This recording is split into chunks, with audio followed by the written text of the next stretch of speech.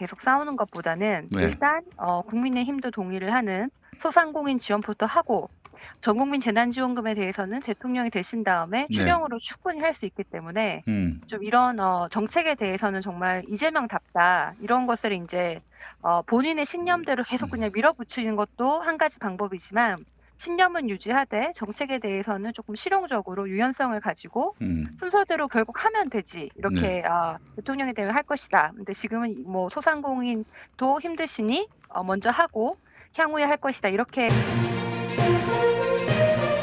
최지은의 오늘.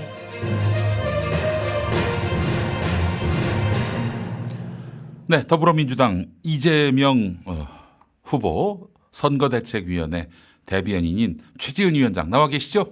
네, 안녕하세요. 최지은입니다. 네, 최지은 위원장님, 이재명 후보 전국민 재난지원금 제안 어떻게 철회한 겁니까? 언론들이 철회했다고 보도를 해가지고 네, 궁금합니다. 예. 사실 지지자분들이 많이 아쉬워하실 것 같은데요. 네. 철회가 아니고 대통령 되면은 추경으로 충분히 하실 수 있다. 이렇게 이제 저는 추경으로 고려하시지 않겠냐 이렇게 보고요. 그리고 그 양반이 철회할 네. 양반이 아니죠? 예. 네, 그렇습니다. 네, 이 전국민 재난지원금에 대해서는 사실 우리 정부의 김부겸 총리를 비롯해서 뭐 홍당기 부총리도 그렇고 정부의 반대가 있지 않았습니까?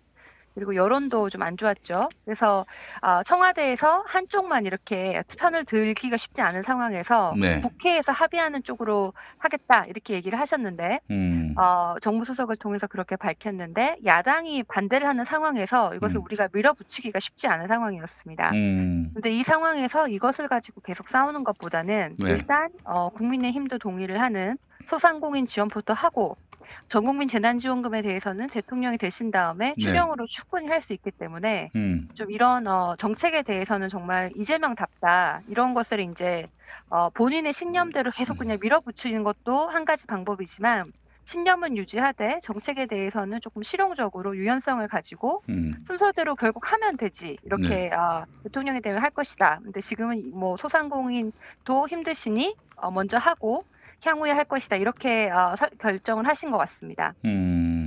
그래요. 한다면 하는 양반이고 지금은 뭐 사실 대통령께서 내각의 입장을 존중한다라고 한 마당에 더 네. 추진할 동력이 없죠.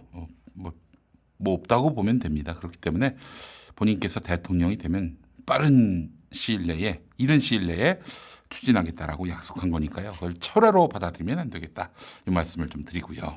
네. 자, 지금 집값이 상승하고 있는 추세인데 또 이제 폭락이 또 임박했다라고 또 이재명 후보는 진단하고 있는 것 같습니다. 자, 그렇다면은 이재명 후보의 부동산 정책은 뭡니까? 이재명 이거 지금 집값 폭락 이 말씀은 진짜 이재명 후보다운 발언이신데요. 이 발언 자체가 지금 투기 심리 억제에 도움이 되지 않을까. 이거 자체가 좀 부동산 정책이지 않나 이런 네. 생각도 듭니다. 예. 지금 사실 우리가 작년 재작년에 집값이 많이 오른 이유 중에 하나는 과도한 유동성, 네. 금리가 굉장히 낮고 시중에 유동성이 굉장히 많은데 미국은 상대적으로 주식이 더 올랐는데 부동산도 많이 올랐는데 우리나라는 주식 시장보다는 부동산이 좀 오르는 면이 있습니다. 그런데 이런 유동성에 대해서 이제 인플레이션이 나타나고 금리가 조금씩 올라가기 때문에 우리가 뭐 원하든 원치 않든 금리가 인상을 할 수밖에 없죠. 네. 그래서 막 영끌하셨다 이런 분들은 조금 이 금리가 오르면은 어떻게 할까 좀 걱정도 되는 상황이고 또 금리가 오르면은 이런 자산 가치, 부동산과 같은 가격은 떨어질 가능성이 큽니다. 네. 그래서 이런 목맥에서 얘기를 하신 것 같은데 이런 이제 전반적으로 부동산 정책에 대해서는 이재명 후보가 이미 경선 과정에서도 발표를 하셨는데요. 네. 그런 그 수요 측면에서는 예. 금융, 세제, 제도 이런 것들을 다 이제 골고루 하셔서 좀 투기 수요를 잡겠다 이런 계획을 가지고 계시고 네. 공급 측면에서는 뭐 원래 250만 호 얘기하셨는데 어제 발표하신 거 보니까 뭐 지금 문재인 정부에서 확보한 물량까지 합치면 280만 호까지 가능하다 이렇게 얘기를 하셨어요. 네. 그래서 수요는 좀 줄이고 공급을 확대를 하는데 특히 이 지금 수요 중에서 굉장히 논란이 되고 있는 것이 국토보유세입니다. 네. 이재명 후보 같은 경우에는 전 국토에 이제 땅을 가진 사람들은 다 국토보유세를 내도록 하자. 대신에 이 재원을 활용해서 기본소득으로 돌려주자. 돌려주는 거예요? 얘기하죠. 돌려주는 거. 그렇습니다. 예. 예. 그래서 이거를 이제 계산을 해보면은 우리 국민의 90%는 돈을 낸 것보다 기본소득으로 받는 것이 더 많고 네. 우리 국민의 한 10%는 내는 것이 더 많아요. 네. 근데 윤석열 후보가 지금 뭐 폐지나 뭐 좀 조정을 해보겠다라고 하는 종부세는 우리 국민의 98%는 해당이 없고 2%에만 해당이 되는 겁니다. 그래서 네.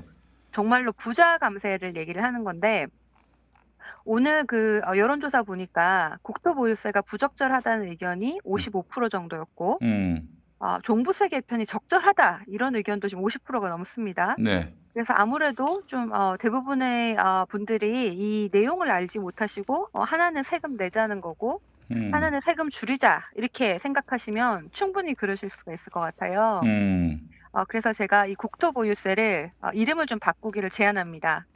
국토보유세가 아니고 마이너스 토지세라고 부르는 것이 더 적절한 것 같고요. 네. 이 토지세 같은 경우에는 우리 국민 90%의 경우에는 토지세를 바로 낼 때도 내가 돌아오는 돈이 얼마다 이것을 알 수 있고 그 돌아오는 것이 바로 이루어집니다. 네. 그래서 이것은 사실은 증세가 아니고 감세다. 네. 그래서 마이너스 토지세라고 부르는 것이 더 적절하지 않은가 이렇게 생각이 듭니다. 적절하네요. 마이너스 토지세. 토지세. 예, 네. 좋은 제안하셨네요. 예. 물론 이제 그런 토지 보유세 아니 그 토지 가치가 오르는 데 있어서 본인이 무슨 역할을 했다고? 그건 사실 뭐 국가나 공공 또 그렇게 세입자들이 열심히 그 땅의 가치를 높여줘서 그렇게 본인도 이득이 생긴 거 아니에요? 그렇다면은 세금을 내셔야지. 그리고 또 그 세금을 온전히 다 빼앗기는 게 아니라 또 기본소득으로 돌려받고 그게 또 본인의 집가를 또 올리는 데 있어서 도움을 주지 않겠습니까?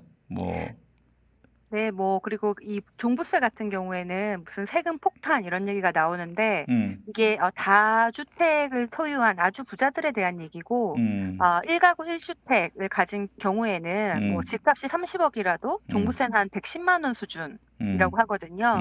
그래서 정말 세금 폭탄과는 굉장히 거리가 먼데 좀 과도하게 오해를 하시는 면이 있다. 그래서 우리 국민 98%는 여기에 대해서는 상대적으로 종부세 개편하면 그 2%에 비해서 상대적으로 세금을 더 내게 되는 증세가 되는 것이죠. 그래서 이런 거는 좀 부적절하고 오히려 국토보유세로 집값도 작고 양극화도 해결하고 이게 조금 더 적절하지 않나 이게 이재명 후보의 입장입니다. 네, 알겠습니다. 자, 이재명 후보의 공약이 나오고 있습니다. 어제 그 첫 공약이 나왔습니다. 디지털 영토 확장. 예, 네. 이 표현. 그리고 또 소확행 공약.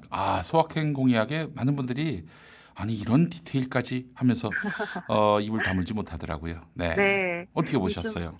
이제 큰 공약 같은 경우에는 전반적으로 이제 국정 운영의 철학 이런 것을 담으신 거예요. 네. 그래서 첫 번째로 이 디지털 전환 성장, 디지털 영토 확장 이것을 얘기를 하셨는데 네. 뭐 지금 이 디지털화가 우리 삶의 뭐 경제, 뭐 사회 여러 가지를 바꾸고 있지 않습니까? 예. 그래서 여기서 좀 선제적으로 준비를 하면서도 또 여기서 나타나는 여러 가지 좀 안 좋은 현상들은 미리 좀 막겠다. 네. 이런 입장이세요. 예. 그래서 뭐 크게 봤을 때는 뭐 인프라 구축, 물적, 제도적, 인적 인프라 구축을 하시는 것을 말씀하셨고 또 두 번째로는 산업이나 기술에서 글로벌 영토를 넓히겠다.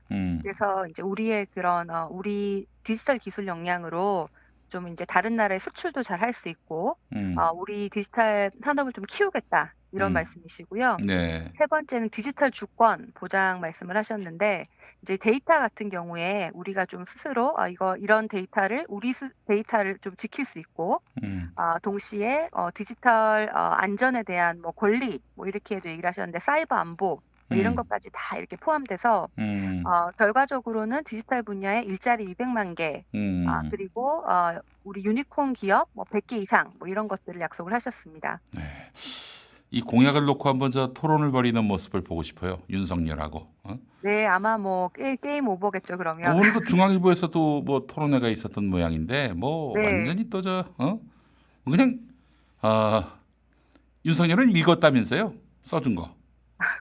그때 지난번에는 프롬프트가 없으니까 거의 음. 2분 동안 말을 안 못했다고 이런 음. 내용도 봤습니다. 네, 중앙 포럼. 네. 네. 오늘 그 중앙일보 JTBC가 방송 중에 내보냈던 자막이 문제가 있었던 건 알고 계시죠? 제가 그걸 놓쳤는데 무슨 예. 내용이 있었나요? 뭐라고 썼냐면은 네. 양극화 불공정 강화가 성장의 길이다.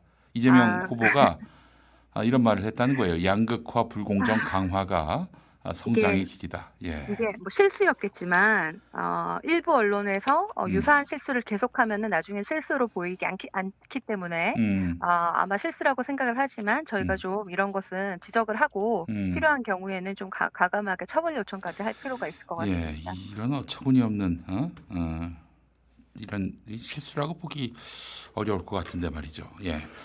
알겠습니다. 자, 최지은 대변인 오늘 말씀 잘 들었습니다. 네, 고맙습니다.